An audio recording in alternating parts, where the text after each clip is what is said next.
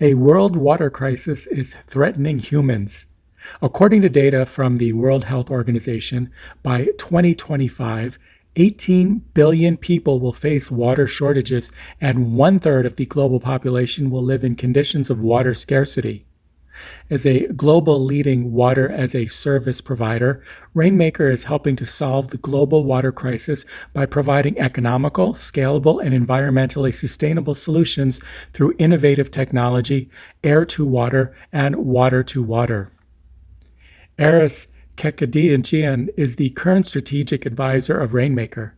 He is the former CIO of GE, who is responsible for executing M&A transactions at the company, including the $3.4 billion acquisition of GE Water and Process Technologies in 2017. In addition, Steve Grasso, on-air market analyst at CNBC, is a strategic advisor of Rainmaker as well. Recently, Sphere 3D Corp announced it has entered into a definitive merger agreement pursuant to which it will acquire all of the outstanding securities of Rainmaker, which means Rainmaker will soon be listed on the NASDAQ market by trading symbol RAIN. What makes Rainmaker so special and attractive to Wall Street investors and the NASDAQ-listed company? What is different about Rainmaker's technology versus other traditional methods? We interviewed Michael Skinner, CEO of Rainmaker. Hi, Michael. It's very glad to have you with us today by online interview. Excellent. Thank you very much for having us. I really appreciate it. And we know the Rainmaker Worldwide will merge with Sphere 3D and transfer from OTC to NASDAQ soon. So what is the main purpose or the goal for the upcoming merger? So for us, I came back as a CEO about 7 months ago, and really the objective was to expand operations. It's been a very much an R&D based company for a number of years, about 10 years to be exact. And we've got our products really at a point now we can really expand and commercialize them. So the idea is to move into the water as a service space. So instead of selling products, we're now selling water. And so that requires capital. And so by moving off the OTC Pinks, which is where we are today, and into the NASDAQ, it gives us access to a lot more institutional investors. And we're moving into obviously a market which is rapidly growing. You know, we know there's 2 billion people without water, and that increases every day as the population increases. More and more people have less water. And with climate change, as the world gets warmer, we also find more water in the atmosphere and less water on the ground. And so both of those things are huge factors for people to have water. And so rapid moving market, and so moving up into the NASDAQ makes a lot of sense for us. Yes, really look forward to it. And as a water as a services solutions provider, what makes you different from your competitors? So so a lot of water service providers are large organizations that are technology agnostic. So they basically sort of work as a system integrator. Because we're built as originally a product company, we're really a blend of both. And so we know exactly where our technology fits. And so we look for water as a service contracts that fit our technology very well. And so we've got two sort of product lines. One is air to water, where we take water out of air. And I'll talk a little bit more about that in a bit. And water to water, where we basically separate water. Both of those products work very, very well. And most of our customers, when we talk to them, are looking to buy water. That's what they're used to. They're used to paying for water by truck or for water to be delivered. And so by moving in the water as a service, it allows us to sell the same way that they traditionally buy, but allows us to leverage our technology in order to develop that water and to create that water as efficiently and most cost effectively as possible. Yeah, so you mentioned the two core technology. One is air to water and the other one is water to water. Can you expand more on that? Yeah, absolutely. So air to water is we capture water from air. And so our smallest unit does about 5,000 liters of water. Our larger unit does 20,000 liters. And of course, you can stack them. So if you wanted 100,000 liters, you would just put 5 of our bigger units together. And so basically what we're doing is we're capturing the water which is in the air. And so it fits very much around the equator. So sort of 20 degrees Celsius and warmer is a good spot for us. The warmer it is, obviously, the more water that's in the air, which means the more water we can capture. And if you look at a map today where the most water is needed today, where the largest amount of droughts are, is typically in that sort of center of the world where our technology fits very well. So Asia, Middle East, Caribbean, areas like that. So that's our air to water. And so our typical competitors in that space are trucking water. They're creating water somewhere else and they're shipping it by large tanker trucks. And so because our technology is very green, you know, we can produce water on site. It's much better from a carbon footprint point of view because you don't have a large water truck, and it's much cheaper. So we cover both of those bases. Our water-to-water technology is modular. So it comes in a large shipping container, basically a 40-foot shipping container, and you can deploy it. So it can be deployed on site. And what it does is separate water. So it uses vapor select membranes. So it has the ability to take water, it vaporizes it, and separates it. And the main benefit from that over some of our other competitors is, as opposed to RO, which are typically very specific. You can do it for heavy metals, or you could do a specific application for salt. We can sort of run everything at the same time. So it makes that very, very versatile. And because it is in a shipping container, it's also portable in the sense that you can deploy it for a while and move it away. So from a cost-effective point of view, you can separate quite a bit of water with our system. And so the two products side by side work very, very well, because some applications there's no water at all. And so obviously we would create it.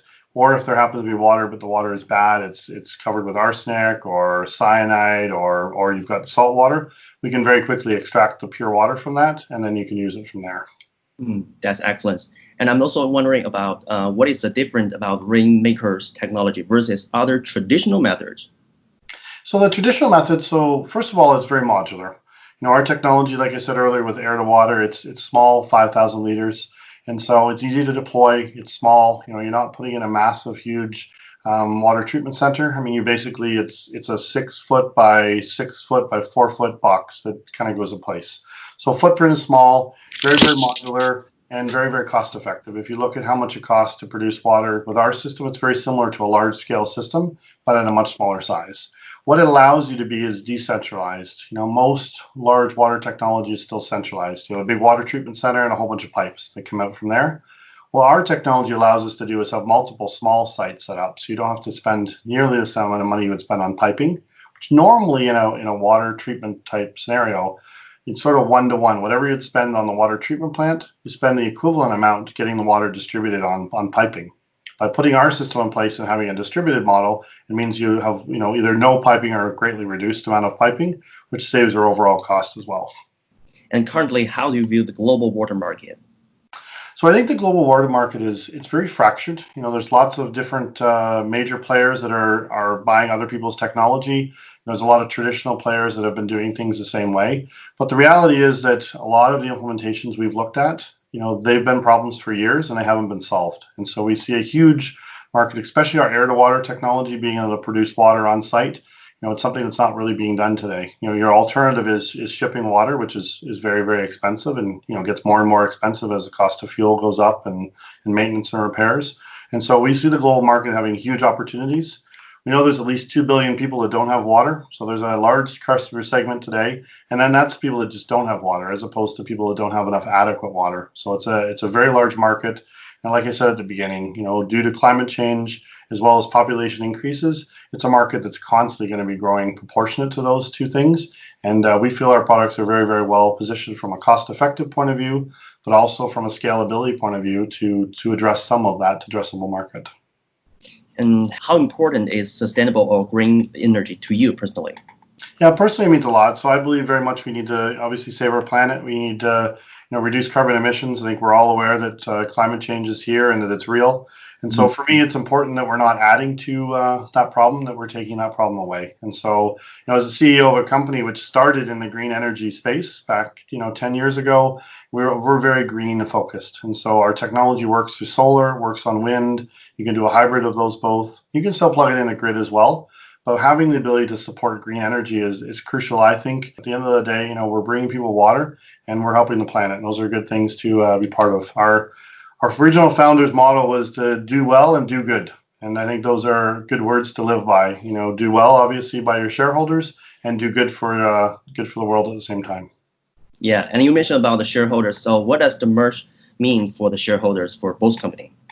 Sure. So I guess I'll start with Rainmaker. So our shareholders, it's a 1-to-3 conversion. So they'll move up into a NASDAQ company. It'll give them a lot more liquidity. The pinks have some restrictions on when you can sell and how much you can sell. So I think we're going to find there's quite a bit of liquidity for those shareholders. And then on the 3D Sphere side, I mean, they're coming from a technology company that's been slowly shrinking in size every year. It's becoming smaller and smaller as a company. The revenue has gone down, and they're moving into a company in a space which is rapidly growing. And so I think there's a huge advantageous for both shareholders as an upside. I mean, I can see, obviously, as the company grows, its value proposition is going to continue growing. And again, as I said at the beginning, I mean, we're in a space where because of climate change and population, the demand for our technology and water technology overall is a growing market, and we're well positioned for that. And those shareholders can take benefit of the upside. And at the same time, we're also part of that ESG market. We're a technology that's green, that's good for the environment. Not all water technology is good for the environment, but we're in a space where we're helping the environment out, and so they can be part of that as well. Yeah. So lastly, is there any words you want to say to the target audience or the investors? Yeah, so I think obviously do your research, but I think Rainmaker is going to be a great company. The consolidated entity now takes the benefit of the power of the NASDAQ, and part of our transaction obviously is a capital raise of 15 million. So we're obviously well capitalizing the company. We've got a great pipeline from sales perspective, and I think all the pieces of the company with a 10-year history and a NASDAQ transaction coming together all into one is going to make it a very good investment. Yeah, actually, in my opinion, I think the Rainmaker has the opportunity to improve the lives of millions of people around the whole world. So I really look forward to the success of the acquisition and look forward to meeting you again. Probably after the pandemic, we can meet at NASDAQ. Absolutely, in person. I appreciate that. I'd like that for sure. Yeah, thank you. Excellent. Thank you very much.